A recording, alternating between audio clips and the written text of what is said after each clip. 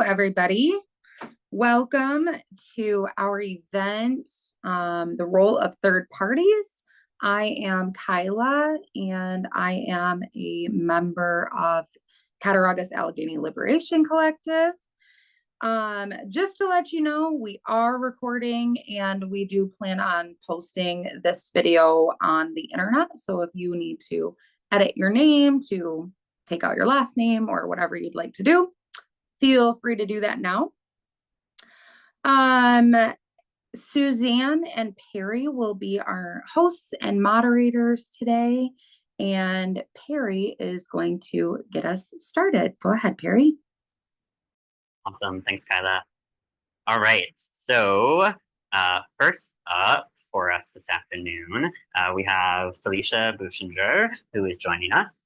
Felicia is an activist and organizer in Rochester and works on staff at the People's Forum in New York City. And the question that Felicia, or questions that Felicia is going to be speaking on are, what roles do third-party candidates play in electoral politics, especially in presidential elections? And how has the US political process and the main parties engaged with third-party candidates? Right. And Felicia, I believe you have a presentation.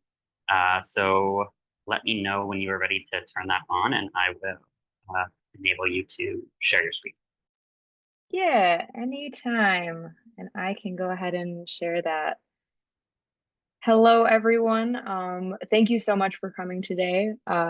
Yeah, we don't casually talk about politics and our political system nearly enough. And I'm excited to be invited to talk about this. Thank you, Felicia. So I've made you the host. You can share your screen, and when you're finished, just pass it. Excellent. I do have access. Thank you so much, Perry. All right. Yes. So again, thank you for joining us to talk about this today. I'll tell you a little bit about myself, just setting the table for the conversation. My name is Felicia. I was born and raised in Olean, New York, where the Kelk Comrades are located. I've spent most of my adult life in Rochester, New York, where I've engaged in a lot of social justice issues and organizing around that. I've also worked on local electoral campaigns and even led them. I'm an accountant by trade, and I've been lucky enough to align my labor with my values, now working at the People's Forum, which is, if you're not familiar, it's an organization that does a lot of movement work. It engages the working class and marginalized groups in political education and platforming the deep tradition and culture of people's resistance movements to oppression. So it was back in like 2016 when the right culmination of events, or rather string of public tragedies, made me question why I was so powerless to change anything. And furthermore, like why I didn't have the slightest idea of how to. So I started this process of deep investigation, which brings me to the point that most people, like regardless of education level, know very little about our government and how it actually functions, or the details of different layers of governance, or the different districts we live in and the seats that represent them. It's all really obscure, and that in itself is a political choice to exclude the majority of people. So today we want to talk about politics, we want to talk about third parties, we want to talk about the US system, and I did add details about New York State specifically, as that's where we live and what affects us.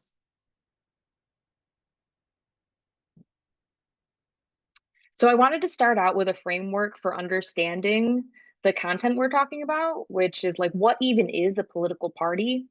Because it might like seem obvious, but I think a framework for that is really important. I pulled a definition from the Encyclopedia Britannica that defines a political party as a group of people organized to acquire and exercise political power. Political parties, they originated in the modern form in Europe and the United States in the 19th century or the 1800s, along with electoral voting in the parliamentary system. The term party has since come to apply to all organized groups of people seeking political power, whether that be by democratic elections or by revolution. So again, this is like the textbook definition, which I found delightfully comprehensive, because when we think of political parties, when people in the US think of political parties, a lot of the times all they think of is the Democrats and the Republicans, which I don't even know if they don't even fit into this definition very well at all. So all a party is a group of people that are organizing because they want to make some change in the way our collective society functions, or to maintain a status quo. There are a variety of different party structures. Most parties have a platform that defines their political beliefs and goals. Some parties hold conventions where their platform and potential electoral candidates are decided. So like that's the bare bones of what a political party is, and has developed from out of the development of parliamentary procedures through the course of history. So the role of third parties.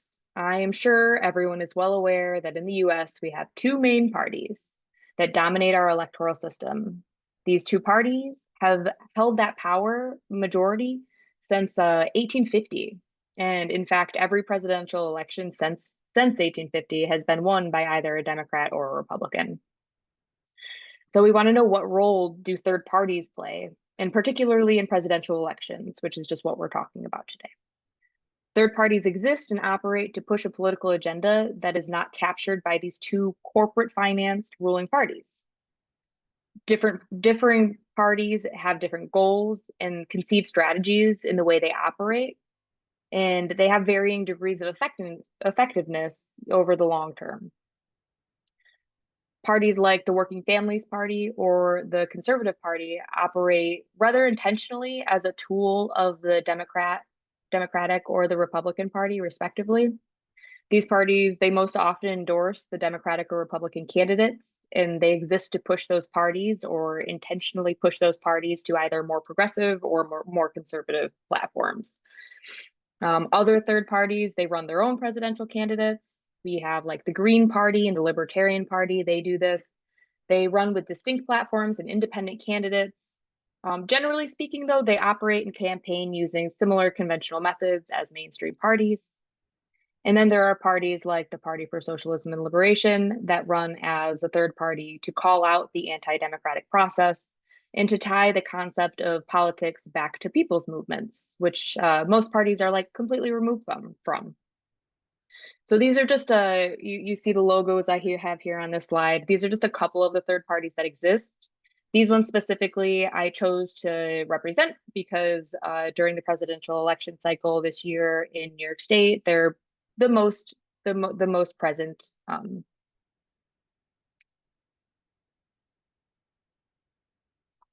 So how do third parties engage in the US political system? Third parties face many obstacles in this increasingly less equitable system. The most significant obstacle facing third party candidates is the US is a winner takes all system. In most states, the presidential candidate with the highest percentage of votes gets all the state's electoral votes. Only Nebraska and Maine have split district methods where the electoral votes can be split up by district. I'll just remind us of the Electoral College system that was implemented in 1787 when it was a compromise to appease wealthy slave-owning landowners that were completely against popular elections. And yet that's still the system that's present today. The same two parties that hold power in the US continue to knowingly rig the system in their favor and against alternatives. Third party candidates also are at a disadvantage because federal campaign finance laws rule and dictate who can enter presidential debates, and there's a lack of mainstream media attention. Just a sidebar on that detail, because I think it's important. Did you know that only 6 media conglomerates own nearly all news networks, papers, and magazines? It's just a reminder to support independent media because it's really important for how we get information. Campaign finance rules say that a political party can only get government funding to run a race if it received 5% of the presidential votes from the previous election. So that is the checkbox that's on all of our tax returns for if you want to contribute to the presidential election campaign fund. If you've ever ran into that question and wondered what it is, that's what it is. These are funds that are benchmarked to help campaigns run an election. So the fund itself has been growing in size, and actually pretty recently Congress has voted to allocate these funds elsewhere because the two ruling parties, the Democrats and the Republicans, they both make it increasingly impossible for third parties to garner 5% of the vote. And they don't use these funds, because if you use these funds, you run into a $45 million spending limit, which for them is not advantageous because they have corporations and super PACs who will contribute more than $45 million to them, which obviously makes competing even more challenging for third parties. Other obstacles include ballot access laws. Different states have laws that require tens of thousands of petition signatures to even get on a ballot, and restrictive laws to maintain ballot access once a line is obtained. And when a third party does achieve that threshold, the well-funded parties are waiting with their horde of attorneys to scrutinize the validity of each signature, ready to interpret obscure election laws to get these parties booted. And we've seen this happen multiple times in this election cycle in several different states involving a ton of the different third parties that exist.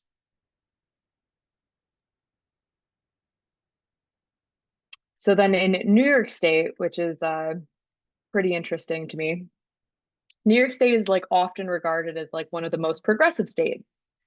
So intuitively, you'd think that this meant like a commitment to democracy, but that really isn't the case. Yeah, so let's talk about it.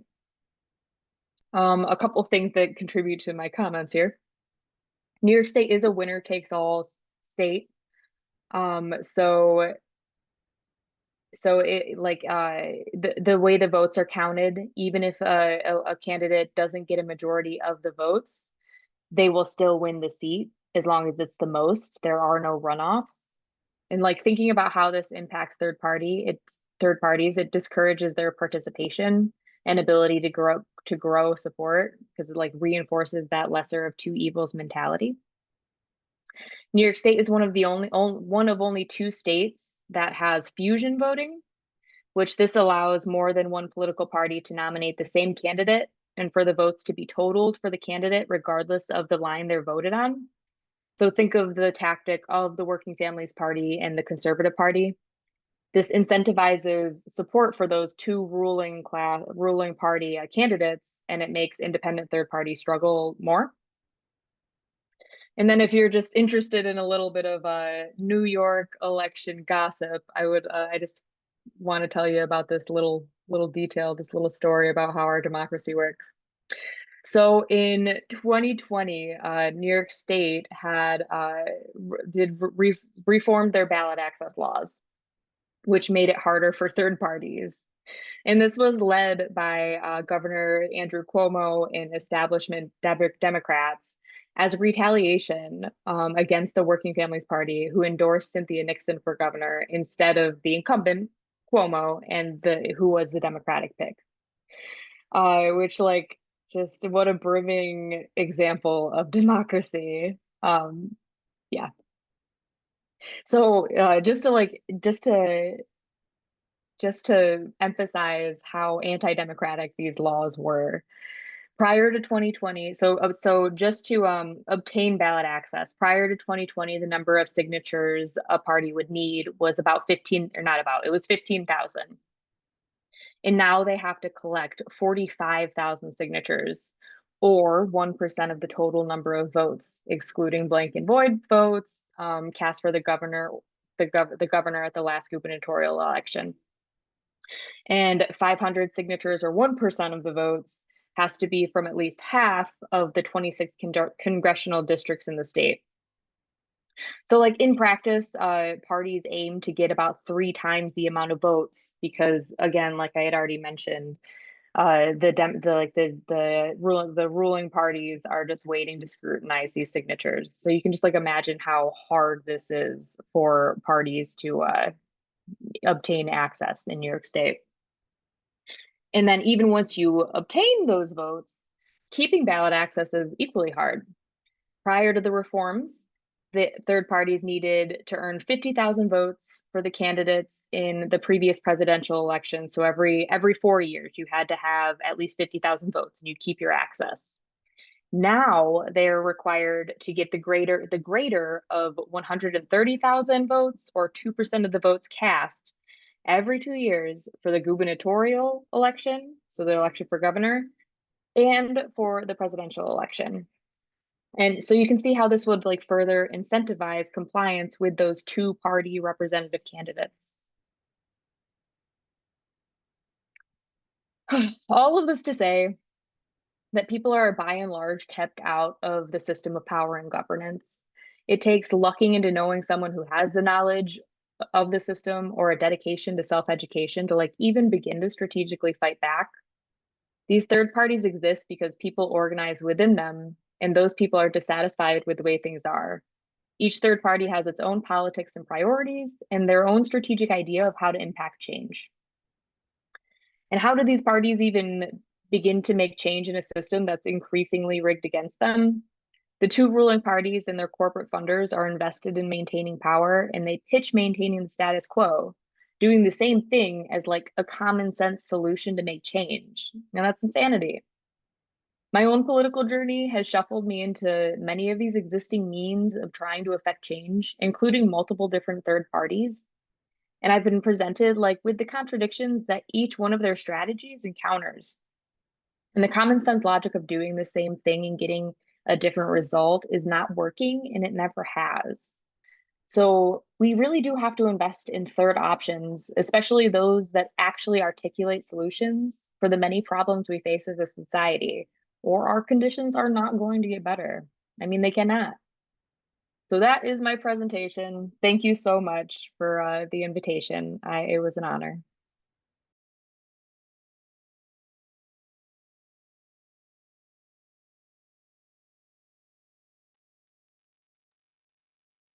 Thank you very much, Felicia. I learned quite a bit from that. All right.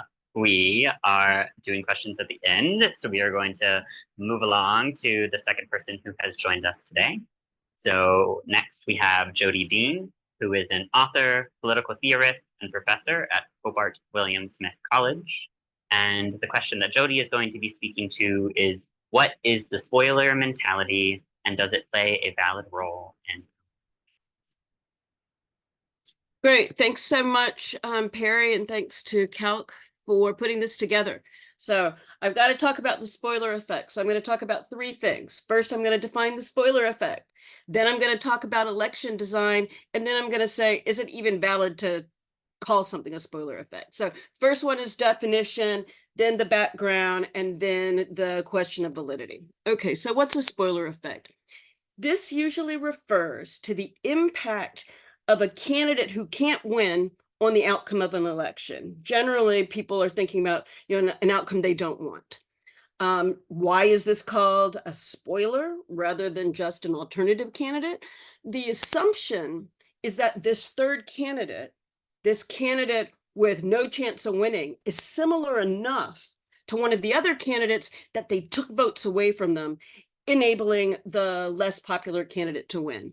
So like to understand how this works, just imagine three candidates, right? A, B, and C. You tolerate candidate A, you hate candidate B, and you love candidate C. If you vote for the candidate you love, the candidate you hate can win. So you should vote for the candidate you tolerate to avoid a worse outcome, since there's no way you're going to get the candidate you love. So this third candidate, the one you love, is actually called a spoiler because it sort of leads to the worst outcome. So that's how the idea of the spoiler candidate or the spoiler effect works. Now let's think a little bit more about this, right? We hear this problem of spoilers and the spoiler effect every 4 years.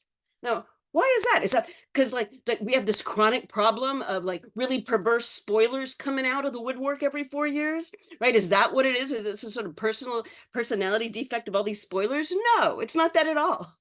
It's a feature of election design where the winner is the one with the most votes, not the one with the majority of votes. And technically this is called first past the post voting.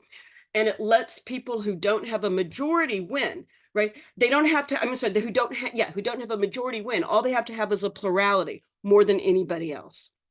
So there are alternative methods, right? The voting doesn't have to look like this. It could be ranked choice voting. That's one option. It could also be, well, you just have a second round. Like, so you have a whole bunch of people and then the top 5 go in or the top 3 go in. There's different ways to design elections. But our system is one that makes it possible both for someone to win without a popular majority and impossible for an independent candidate to win. So it's baked into the design. When we're talking about the US presidential election, another reason that it's so hard is the winner-take-all character of the Electoral College system. So it's not just talking about in general the popular vote, it's talking also about the winner-take-all character of the Electoral College system. So whoever wins the most votes in a state gets that state's Electoral College votes, except, as Felicia mentioned, in Maine and Nebraska. So think about it this way. So instead of a system where, say, the Republican gets 45%, the Democrat 40%, and the Greens and Libertarians their share of the remaining 15%, what happens, like in this example, is that the Republicans get all the votes. Right? Instead of just getting like the 45% that they received, they get all of them. That's winner take all, right? And if this is a swing state, then this could take the election. So we've got this weird situation where someone without a majority can take a state and actually, because the Electoral College system, if it's a swing state, create a situation where the least likely, least popular option wins. Now, then this leads us to the question. So does this mean, right, that those 15% of voters were spoilers, or that in my example of 45% Republicans, 40 Democrats, 15 assorted independents, does it mean that those 15% of voters were spoiling? Did they spoil it for everybody else, or were those candidates and parties spoilers? Right. This takes me then to the last question.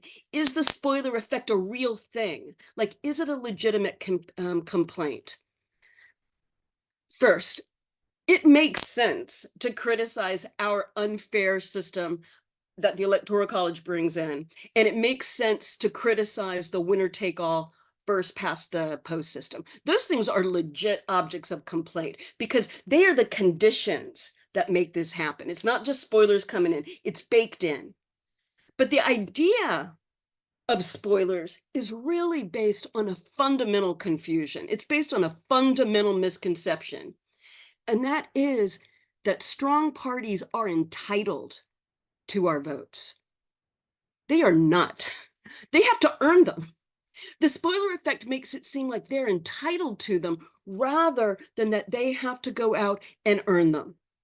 But really, the parties have to earn the support of their voters. And if they fail to earn our support, that's on them. It's not on us who disagree with them. It's on them for not persuading people to vote for them. It's on them for not providing a platform and a set of options that's attractive to people. Now, everybody has all sorts of ideas about electoral strategies and do this and do that, and that's fine. But we should never forget that it's the responsibility of candidates to convince voters that voters have a right to vote for whomever they choose, right? That's what democracy is supposed to be about, that the voters have that right, that no one is entitled to receive a vote. The system makes it super hard for voters, but at the end of the day, it's the voters' right. So why then would anybody vote for a candidate who has no plausible chance of winning? One good reason is that it's to influence the debate and to introduce important issues into public discussion. I'm going to do a little romp through history to show how this works. The socialist candidate Eugene V. Debs ran for president 4 times. In 1912, he got over 6% of the vote, And in 1920, when he was in prison for violating the Sedition Act because he criticized US involvement in World War I, he got 3% of the vote. Now, why would people vote for Debs? Maybe because of his criticisms of World War I. Maybe because of his criticisms of the violation of free speech that was part of the Sedition Act. And maybe because he was a key builder of the US labor movement. He puts these things on the table, gives them voice, and this is an important part of American politics. Another third-party candidate back in history, Theodore Roosevelt. Now, he served as president twice as a Republican, but then he ran for a third term as a progressive.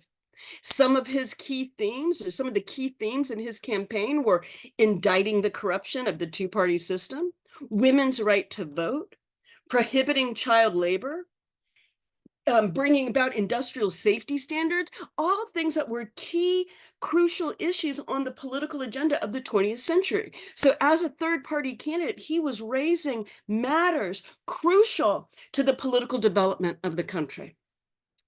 Now, I've used kind of positive, upbeat examples from these third-party candidates, but of course, third-party candidates have also impacted American politics in deeply negative ways.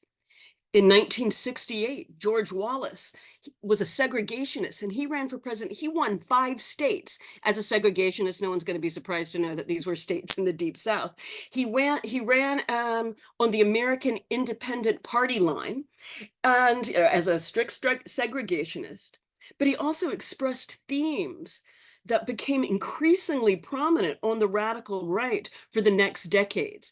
Racist themes, anti-anarchist, like literally anti-anarchist themes. He's like, anarchist comes in front of my car, that's going to be the last car he's ever in front of, right? Gonna run him over. He attacked hippies the way that some on the right attack woke now. So his racist populist campaign actually set the agenda in many ways for the right in upcoming decades. Another example, 1992, Ross Perot wins 19% of the popular vote in the United States. He doesn't take a state, so he didn't get any electoral college votes, though he got 20% of the popular vote. Some commentators credit Ross Perot with the populist shift in the Republicans in the 1990s because he was using the language of take our country back. He also made the national debt and the balanced budget key issues, right? Those were particularly Republican issues. And he introduced a lot of major criticisms of NAFTA, the North American Free Trade Agreement, at a time when many people were ignoring the impact that NAFTA was going to have on US workers. So Perot has a major influence as a third-party candidate, a major influence on Republican politics, with respect to voting on budget issues and trying to connect with a white middle class really directly, as opposed to the prior elitism of the Republican Party. So I've introduced like 4 different examples of candidates who shaped American politics, who put particular issues on the agenda, and who reached people who felt ignored by dominant parties and candidates. To reduce these guys to spoilers is to say not only that somehow the mainstream candidates are entitled to our votes, it's also to say that the 2 mainstream parties are the only ones who get to determine the issues that matter. And that's not a democratic system. That's false. So to sum up, I've talked about the spoiler effect. That's the way, it refers to the way that a candidate who can't win can shift the election to the least desirable candidate. Second, I talked about how this effect is actually not about the candidate at all. It's a feature of a winner-take-all system that's made even more pronounced by our electoral college system. And third, I've said that even under these conditions, it's really third-party candidates are important because they often shape the political debate, bringing key issues to the table. And we always have to remember candidates are not entitled to our votes. They have to earn them.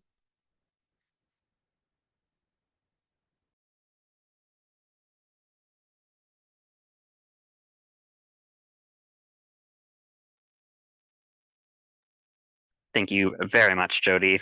I am going to turn it over to Suzanne to introduce the next 2 folks. Thanks, Perry, and thank you to both Jody and Felicia for your really important comments tonight. We appreciate you today. We appreciate you taking the time out of your schedule to be with us. Moving forward, we're going to hear next from Alice Yasser from the Communist Student League, which is an anti-imperialist and anti-capitalist student and youth organization based in Buffalo, New York. And she will be discussing the question we asked, which is voting for the lesser of two evils a helpful election strategy? Alice? Hi. So the answer I give to the question, is voting for the lesser of two evils a helpful campaign strategy, is no, unequivocally no, right?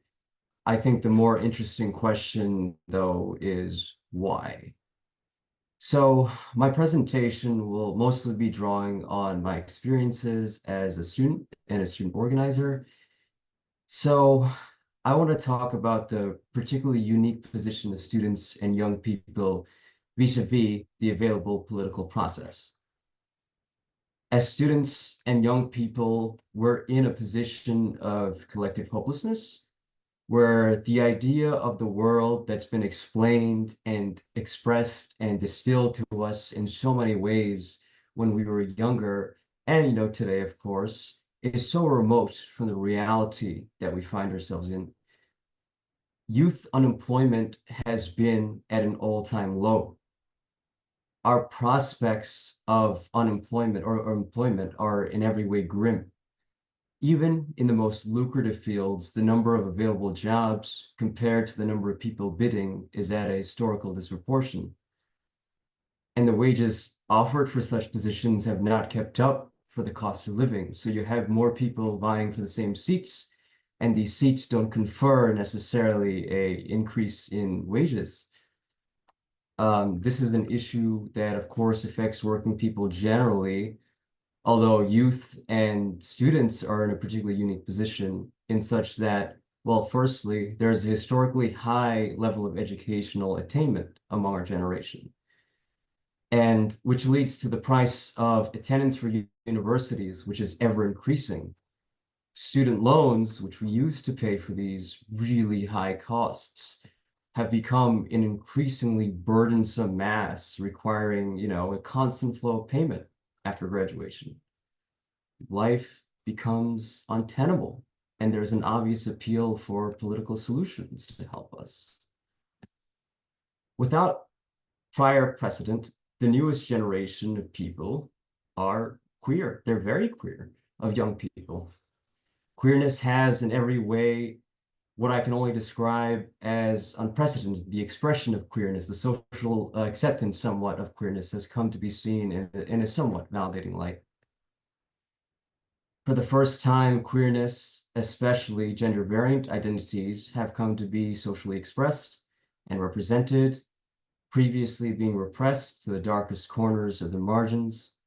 Young students have come to find their queerness actually somewhat received by the dominant structures of power. Similarly, we've seen many facets of the lives of young people or people of color, to be expressed as well, in such a way that has not really existed before. Many young people of color have entered college for the first time in their families, including myself.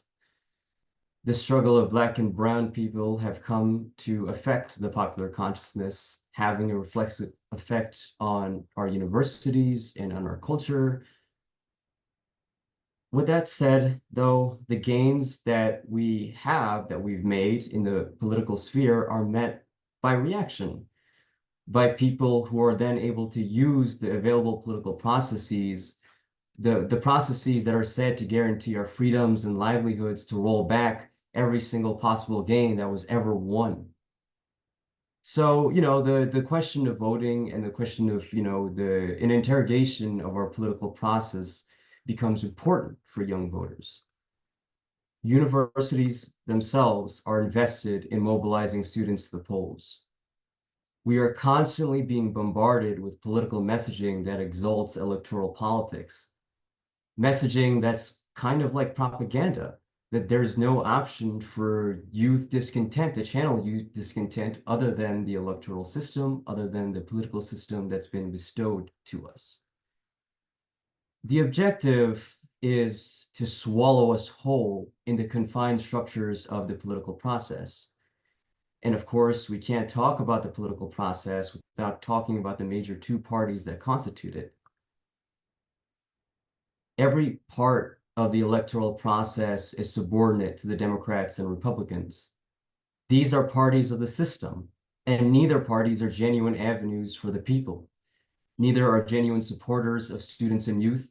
These are parties of the system itself, from the system itself, and the differences and divisions within these parties are really just inter-system infighting. The Democrats, as what is construed as a liberal wing of the system, presents a unique challenge to voters, which is the Democrats often use the Republicans as a means of creating fear, right? Republicans are a threat to democracy. Republicans will take away your rights. A Republican victory will bring the onset of fascism, and so on. The voter is presented with a false dichotomy of either voting for the Democrats or having every gain that was ever made taken away. The voter is placed in a sort of circular myopia of bargaining for their rights every 4 years, unbeknownst to the fact that the Democrats will roll back these gains too. And I would argue that this is the foundation of the myth of lesser evils. Discourse is kept within the available structures. Discourse is confined within the available political process. On the subject of Palestine and the US participation of the genocide, neither party has an acceptable stance. The genocide in Gaza has given us the best example of the poverty of the two-party system and of lesser evils. Contrary to what has been stated, the lesser evil is genocide. Both parties support imperialism and the wholesale massacre of the Palestinian people. Palestine is where many of the issues that concern the US working class, the US working people, where these issues have come to find their expression. When we talk about Palestine, we talk about questions relating to marginalization, questions relating to queerness, labor, exploitation. All of these things have come to surface in the discourse around Palestine because of the US government participation in the genocide. For young people, especially though, the idea of supporting the Israeli war machine has become inane, especially when it's done at the expense of having our needs met, under a system that so ferociously suppresses our rights. The idea of our university supporting the genocide has also become inane, especially doing so with our tuition money and the money received via public grants, which are taxpayer money. It's money created by working peoples. And the last thing I want to say is one of the more unexpressed or mystified features of the idea of lesser evils concerns the entrenched short-sightedness that the political system reproduces. We see history not as a contiguous and ever-changing process, but rather a fragmentation. We see history in pieces, right? I mean, take a look at our idea of, the 4-year election cycle. Every election becomes more dire than the last. Every election becomes an urgent bid to restore and maintain order. But overall, the financial system itself is in a period of crisis. Reaction is a feature of the system, not an exception. Both parties want to opportunistically use this to their advantage. Each party presents itself as the better of the other, the lesser of the evils, and both are parties of the system trying to maintain itself and are not parties of the people. So no, choosing the lesser of the evils is not a tenable election strategy. It's not a tenable election strategy for the youth whose optimism lies in a third path away from the two parties, neither for the Palestinians who suffer greatly at the hands of US imperialism, neither for marginalized people whose interests are never really expressed within mainstream politics, and neither for working people who fund and carry the brunt of every inefficiency of the system that they have no control in. And that concludes my presentation. Thank you so much, Ellis, for those important comments. It's always exciting to hear from and comments on behalf of students and youth. So thank you for the work that you're doing in Buffalo. Next up, wrapping up our presentation today, is Hannah Dickinson. She is the managing editor of Breaking the Chains, which is a socialist feminist magazine, and also an organizer with the Geneva Women's Assembly. Hannah will be responding to our question about whether or not we can realistically vote for candidates who stand against genocide, and how might that impact the election outcome. Hannah?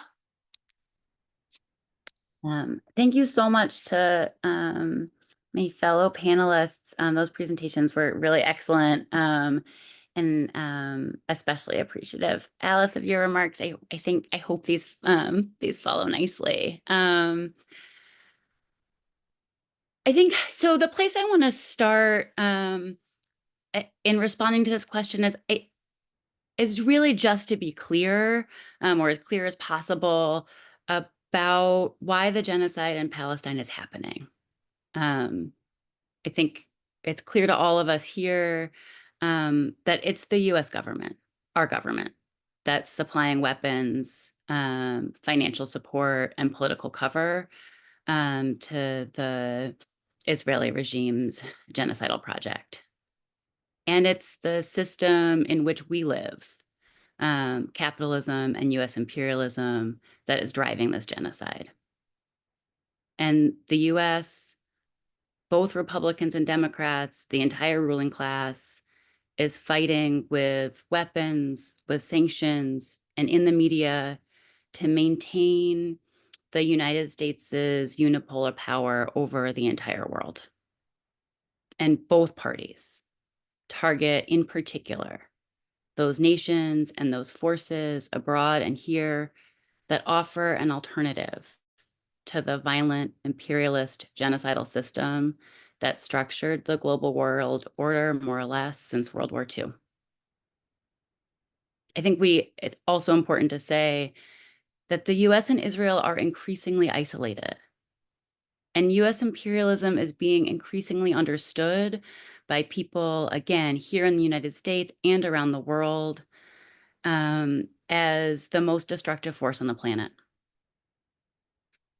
So I think this means we have a profound historical responsibility in this moment, not just when it comes to who we vote for, but what tactics we engage, what conversations we have, and how we engage in struggle in the here and now. We can all see that the system is broken, that it doesn't work for working class people in the US, and that it doesn't work for working class and oppressed people around the world. It's a system that uses militarism, racism, and genocide in order to maintain US power.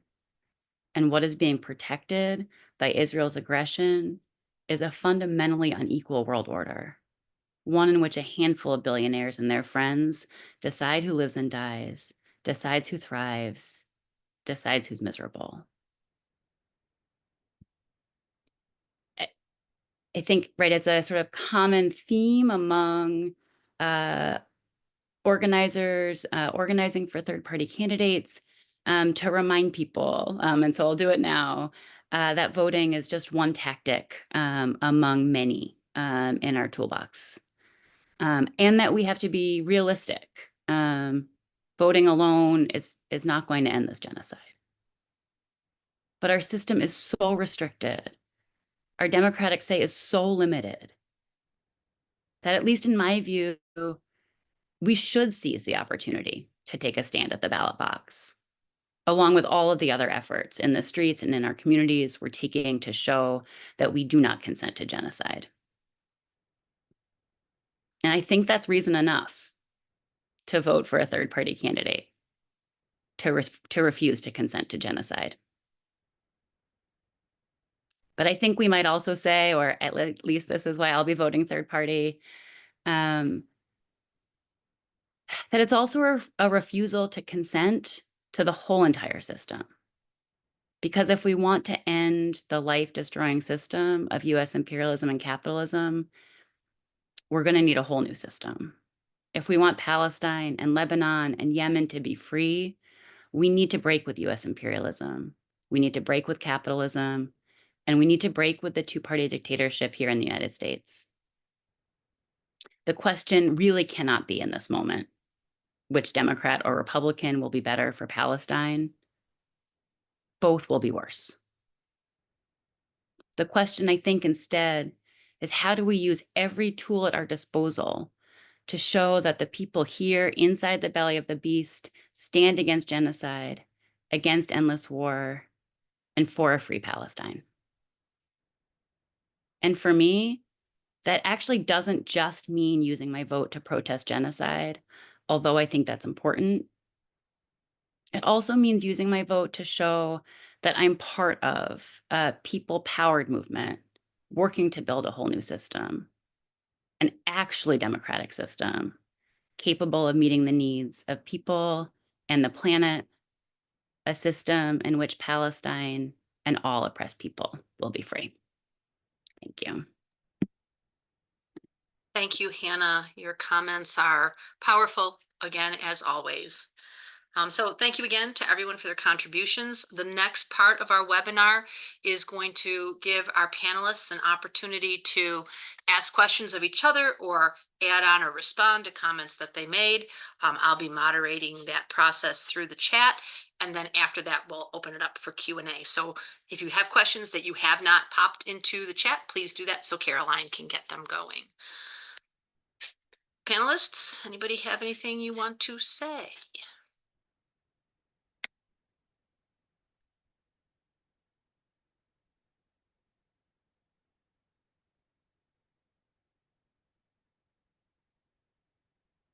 We'll give it a minute or two in case you think of something.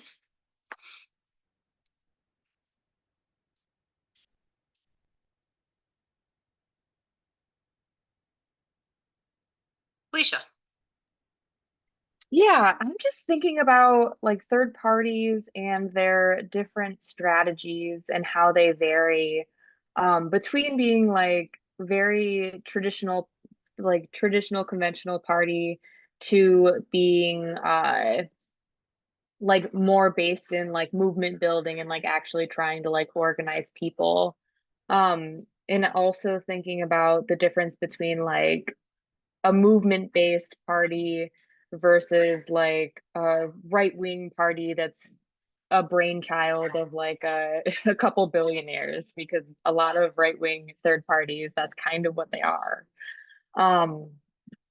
And then just another thing that I've been reflecting on is how when we talk about electoral politics in general, the demographic we talk about reaching is voters.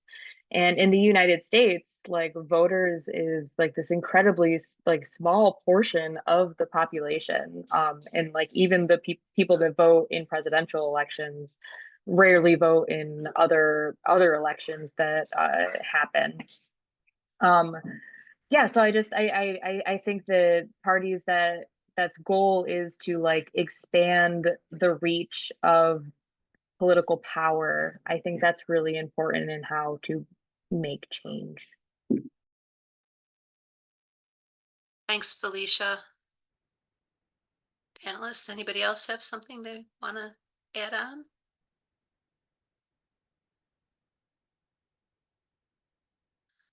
So not seeing anything, I think I will toss this over to Caroline now, who has been gathering the questions. Clearly, anyone, including our panelists, if other questions come up or you have something to add, put it in the chat and we'll go from there. Caroline? Hi everyone. So I have a couple of questions. None of them are directed towards like a specific speaker, so I'm going to read them, and then if you have like a response, maybe speakers, you could put a star in the chat. Okay. The first question I have is in New York State, how am I able to vote for a third party candidate? Will any be on the ballot? And so we'll do them one at a time. I should have said that. So if you have an answer, feel free to drop a star in the chat.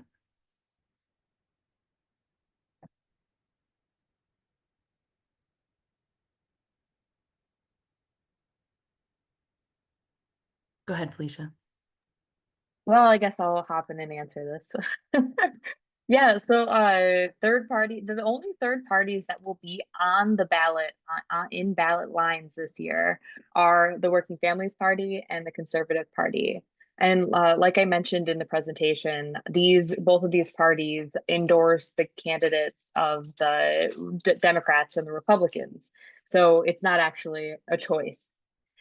Because of these really exclusionary ballot access laws, the only way to vote for any independent candidate, be it from the Green Party or the PSL or for Cornel West, I don't know. I don't think I don't know if he is running for a party. Anyways, be it for any of these other candidates, you have to write them in, but that is an option.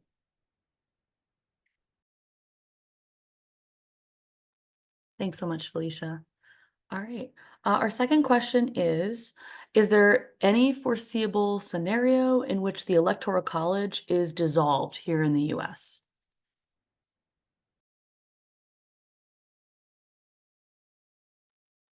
Go ahead, Jody. Yeah, revolution.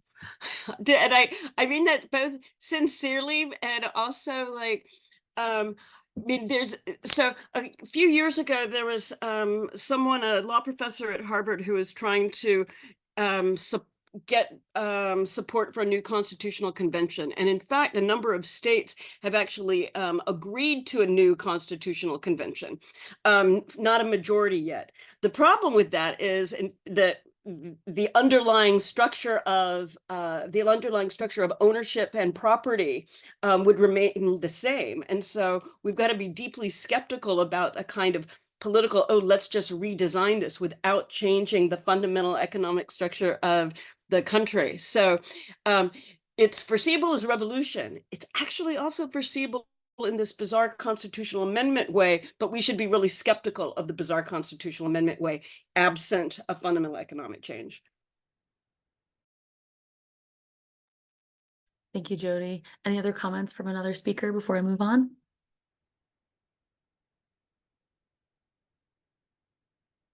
All right. All right.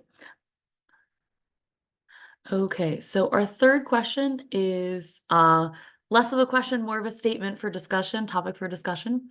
And this is on top of feeling that we need to break the duopoly, I also question the ability for us to ever have anything resembling a true democracy, so long as single parties can control each or even all branches of government at a time. If anyone has thoughts on that.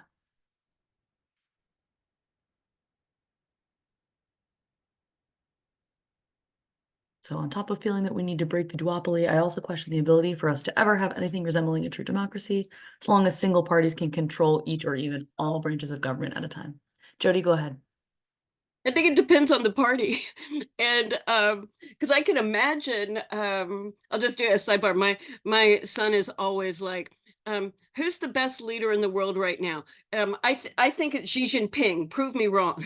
And so I say this because we can imagine places where there is a party that has a set of commitments that in fact is a huge and diverse party. I'm not saying that, you know, that's the only model like that China is, but I think it pushes us to think about what's again the economic basis of the political system. And is that economic basis one that's supposed to be for the majority of workers, by the majority of workers, in their benefit or not? And that if we only fiddle with the structure of voting in elections, we'll never get it right.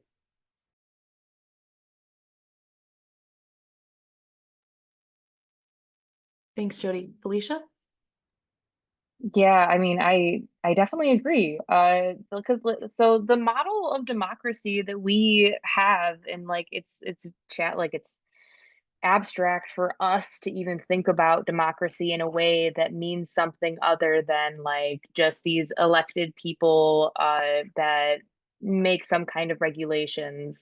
But this our sphere of our sphere of production, the sphere of operating everything that makes society run is held by private owners with absolutely no democratic control. So I mean, I just to emphasize what Jody's saying, like I agree. And there, with that system, with that concept of democracy, it doesn't matter what party is in charge, because everything that we rely on to have a functioning society is held by private owners. That's not democracy. It doesn't matter what party's involved. And yeah, so I'm also an advocate for reimagining our economic system. Awesome. Thank you both so much for your comments. Anyone else want to hop in on that one before I move on?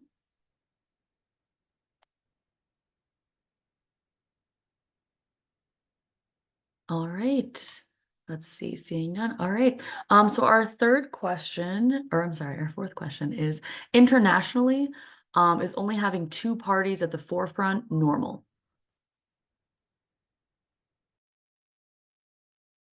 I'll answer this because it's a very political sciencey kind of, Go for it. question and answer. And the answer is actually yes and no, right?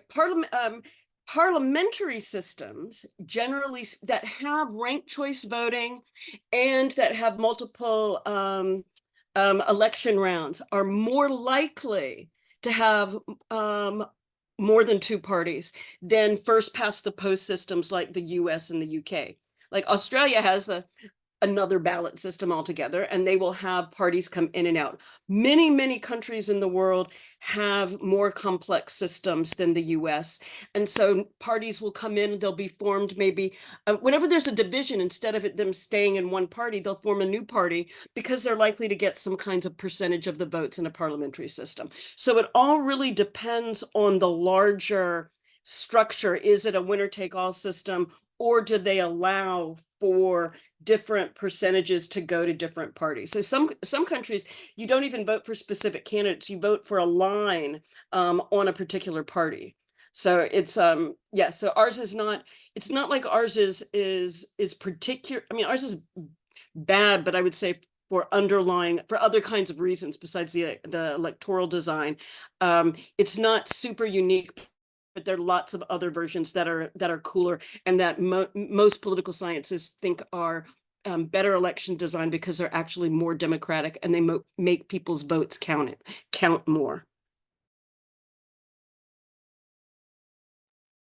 Thank you so much, Jody. Anyone have, I want to apologize for the whining dog in the background. Anyone have another response before I move on to our next question? Great, wonderful. All right. Our next question is,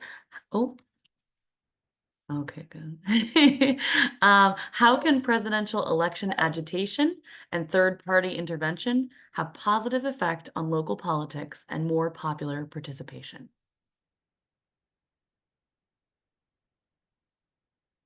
Hannah, go ahead.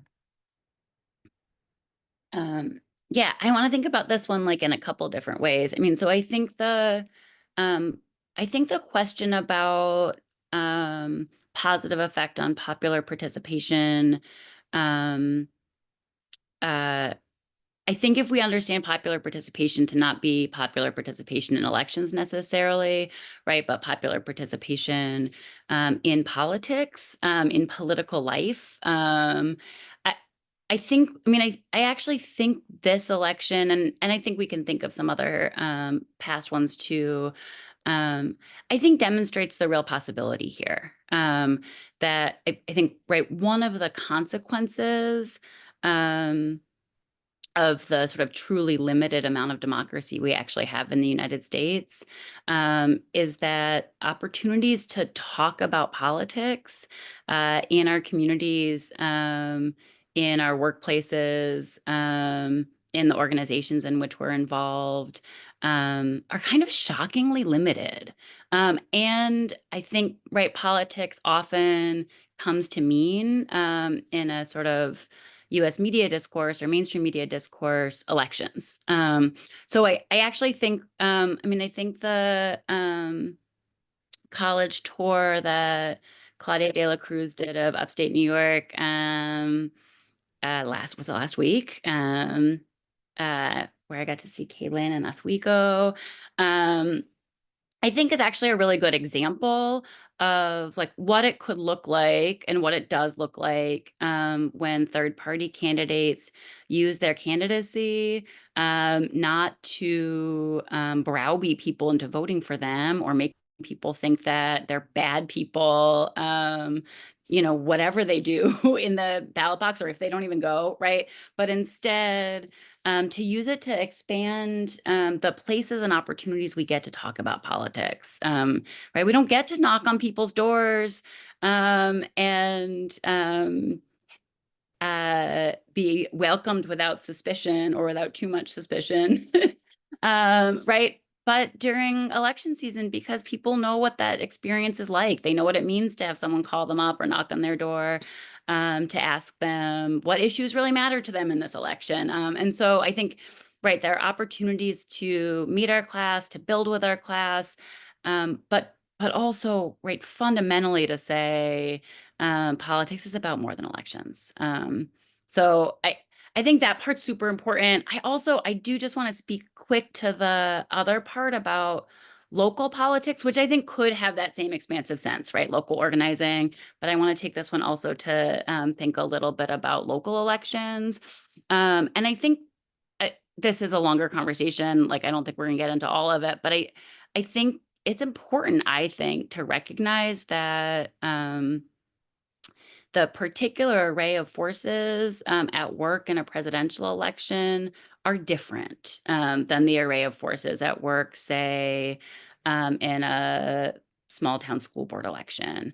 And so, right, I think we have to think about those tactics a little bit differently. And I think we have to, right, talk with people as we're talking about presidential elections about the ways in which actually, I think actually so much of Cattaraugus and Allegheny counties, when I think about this, that right, most of the United States isn't actually divided up in red and blue in the way the electoral maps would have us think about it. Everyday people in their communities have complex relationships to their own political orientation, and the politics that everyday people care about, right, are not actually what foolish thing did Kamala Harris or Donald Trump say on the election electoral trail. I don't know. I mixed that metaphor somehow. So in any case, I think just to sort of mark, there are some ways we might talk about local politics in ways that are connected to elections, or presidential elections, but are different too.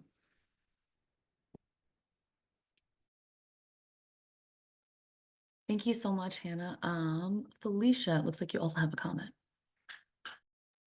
Yeah, I wanted to add on, and it's something I've been thinking about over this last election cycle, and like recently in different advertisements I've been getting for both Democratic candidates and for Republican candidates. Both of them have this messaging that says, "I'm for the people, I'm not about politics." And like it obfuscates what politics is in this really bizarre and mystifying way. Whereas, like, when we use third party candidates, and especially third party candidates that are like embedded in movement work and people's movements, when we use those campaigns to like reach normal everyday people where they're at, we can like have conversations about what politics is. And all it is like having power over your life in your community and your workplace. And like the ruling class parties, they want to like decouple that concept. And it's and that's something, it's something we have to fight really hard against. Like politics isn't something to run away from. It's something we all have to be invested in. Awesome. Thank you so much. I have one final question, but I'll say if you have additional questions, lingering questions, please feel free to still put those in the chat. our final question here is, what would you say to folks who dismiss the genocide to single issue voting and equating that to a spoiler as well? All right. Hannah, I'm not sure. Alice, was that a response? Yeah. Okay, and then I'll have Hannah go after. Mhm. Okay. I hope I can articulate myself well. This is going to be a very college student kind of answer. I don't know if I can answer the second part about the spoiler mentality exactly, but in terms of, Palestine and the genocide being a single voter issue, it very much goes into what I said about how history, at least under capitalism, is seen in fragments. It's seen in fragments very intentionally. A book that I think of when I think of this question is George Lukács' History and Class Consciousness, where because of capital's fetishist, nature, because of the mystification of capital itself, this has a reflexive effect on our consciousness. And as people living under capitalism, we tend to see things in partialities, and this becomes things of themselves, if that makes sense. Like we think of institutions not in the context of their totality and their historical structure and how they've come to be historically construed, but rather as things that have always been there, as natural, as things that have existed and have some sort of permanence, rather than something that's a feature of a historical process. So when we talk about single voter issues, this is an effect of that. We tend to see things in partialities. What do reproductive rights and the labor struggle have to do with one another? What do they have in common? A lot, actually. And the commonality isn't even incidental. It's very much integral to a whole historical process. They are features and effects of capitalism and the effects of capitalism. So with Palestine and the genocide in specific, when we talk about Palestine, it's I guess what I said, where when we talk about the question of Palestine, we also talk about a lot of other discourses, a lot of other struggles become expressed in the discourses around Palestine. Palestine has become almost the vanguard of a class struggle, and I guess to see Palestine as a single voter issue is to ignore its role in the historical process, how it got here, and where it ties into the other struggles as well.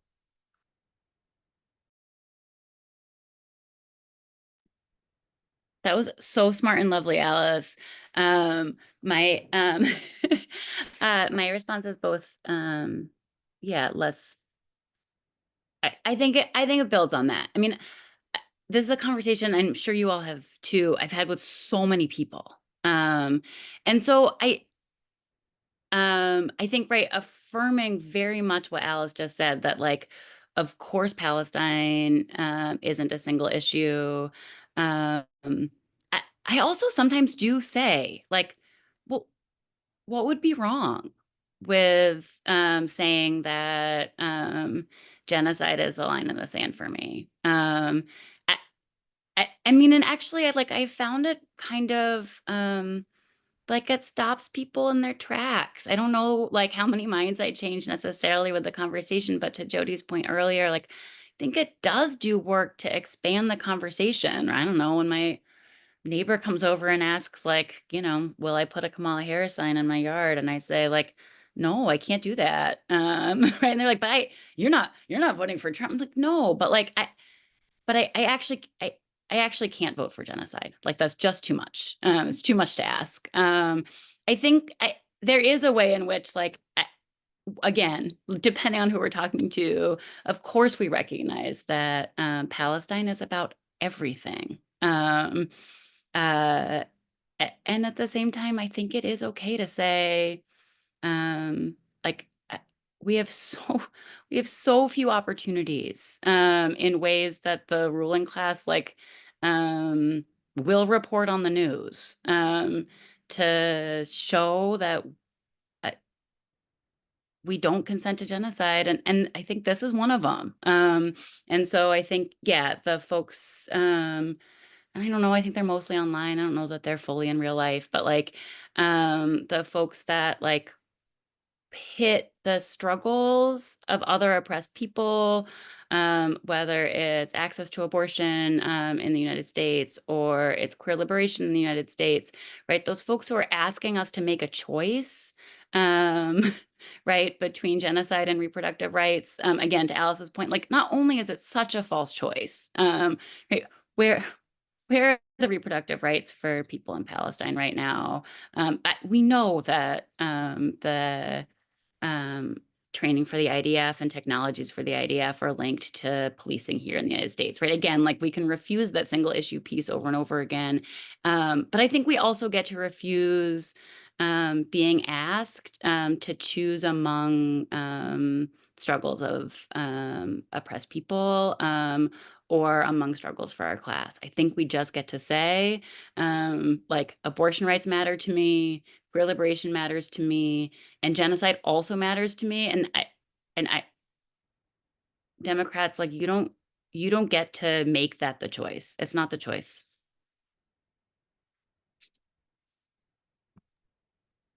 Thank you so much, Hannah. That is the last question that I have in the chat. I'm going to pass it back to Suzanne to open it up for final comments. Thanks, Caroline, and thanks again, everyone, for great questions and really robust conversation. Since we have about 14 minutes left in our scheduled time, we'd like to throw the last few minutes here open to everyone, not just our panelists. If you have some comments you want to make, we will use the stack, so just put 1 asterisk in the chat. Mario, I see you have a comment. Do you want to go ahead and share it with us verbally? Yeah, no, I mean, I was just thinking that especially in Jody's presentation of what the different democracies, right, that we have. I mean, it's occurred to me recently, especially in working in union delegate assemblies where they use like Robert's Rules of Order and you have these procedures in place, that democracy, we think of it as being some kind of spiritual ideal, you know, that somehow has something to do with consciousness and, you know, like the awareness of organisms and stuff. But it's actually a little simple game, you know, like Monopoly or Life or something that you play at a table with your friends. Only the decisions that get made in this game or that game end up actually becoming, you know, law and political reality, right? And Robert's Rules of Order is deeply alienating, right, to most people. And the political process that we have in the United States is also deeply alienating. They call it democracy. Typically, we think of democracy as being associated with America, and an American will think democracy is whatever America does.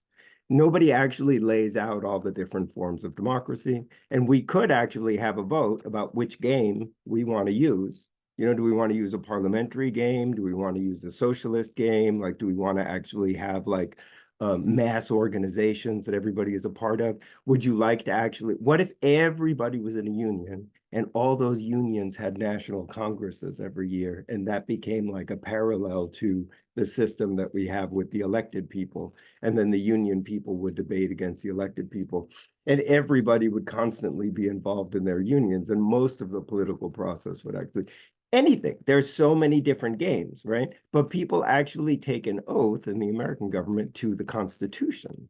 So the idea is the Constitution is the only democracy anybody in this little basement ever is going to see, right? And if you try to mess with that Constitution, we're going to kill you. We took an oath to destroy any opposition to the game that we have now.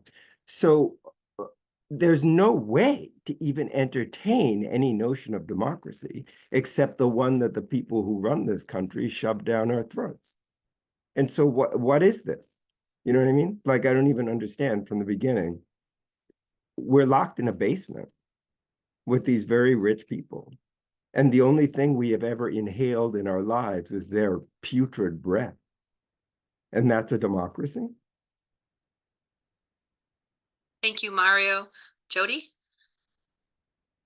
I really appreciated Maria's comments. They make us have to think, in a really big picture.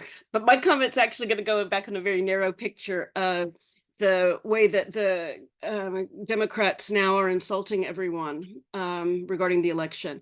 And this has to do with the Palestine question, because a retort that I keep coming across is Trump and the Republicans will be worse. They will be worse for Palestine. They will be worse for the Middle East. They'll be worse for everyone. And that at least in the Democratic Party, there's a range of views, right? You have some people in the Democratic Party who are critical of the genocide and who do have different views. And so if you elect the Democratic Party, you're actually have more of a chance of a possibility of something better than the Republican Party. Now, that's a argument I've been seeing as this kind of response. I think, though, that that at this point, no one should be persuaded by that. And I think for us, we shouldn't be persuaded, but I think we actually have a way to respond to that. Namely, the Harris campaign's race to the right and embrace of all of the authors of the war against Iraq, the war against Afghanistan, the war on terror. That the Kamala Harris campaign's attempt to reach all of these Republicans actually tells us that the Democratic line, that maybe there's possibility that actually that party is deliberately shutting it off. And so even within their own terms, they can't say that they provide some kind of possible better option, that they don't even want to allow a possible better option. So I'm wondering what people think about those arguments. I mean, I know often we have our own views about the identity of the two parties, but the Democratic Party now is embracing that so much with that turn to the right and that attempt to bring all of the mainstream of the Republicans into the Democratic Party. Thank you, Jody. And next we have Richard.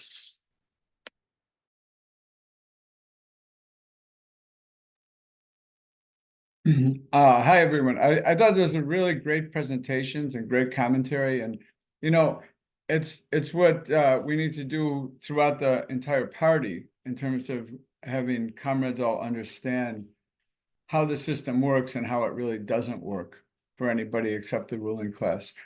And, I wanted to mention, I don't know if everyone knows, but the Democrats set up a fund, a special fund of $100 million this year. Its sole purpose was to kick progressive parties off the ballot wherever they got on the ballot, and particularly in the states that were the swing states. So they succeeded in despite having met all the requirements and having us excluded from the ballot in Georgia and Pennsylvania, where we got on the ballot for the first time. And then it's very interesting how the system works is we had done this, but they sued us. They sued to have us excluded. And then the courts upheld our exclusion. So there's all these layers that are built into the system to exclude any alternative to the Democrats and Republicans. So if they can't get you one way, oh, you didn't, the signatures are bad or something like that. They ended up in Georgia saying we had collected 16,000 signatures. I mean, that's a huge amount of work. And for 6,500 or 6,000 valid signatures that were needed. And they ended up saying, oh, no, it wasn't 7,500 signatures. I'm sorry. It wasn't 7,500 signatures for the candidate. You had to get 7,500 signatures for each one of the 16 electors of the state, which is like 120,000 signatures. And that's a complete change of the rules of the game. But the Georgia Supreme Court said, okay, that sounds good. Right. So it's really, and this point about the single issue, you could say in the election of 1860 in the United States that there was a single issue and it was slavery.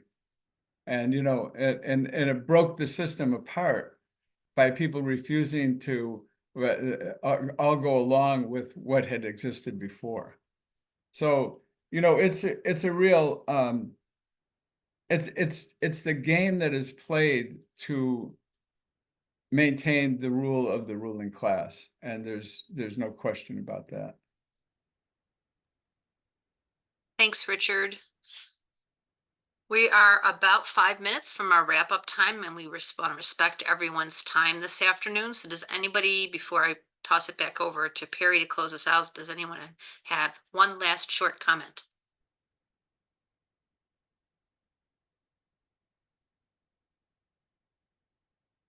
Okay, take it away, Perry.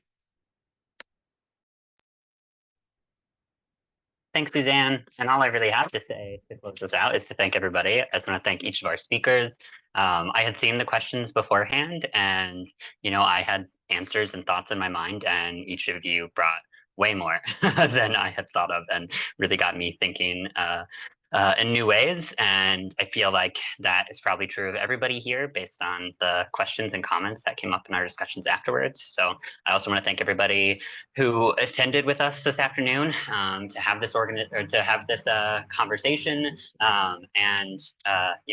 I just want to underscore the importance of us getting together in small ways and big ways to keep mobilizing and organizing to, break the duopoly. Cool. That's all we got. People are free to depart as you will. I will keep an eye and close out the meeting. Bye, everybody. Bye.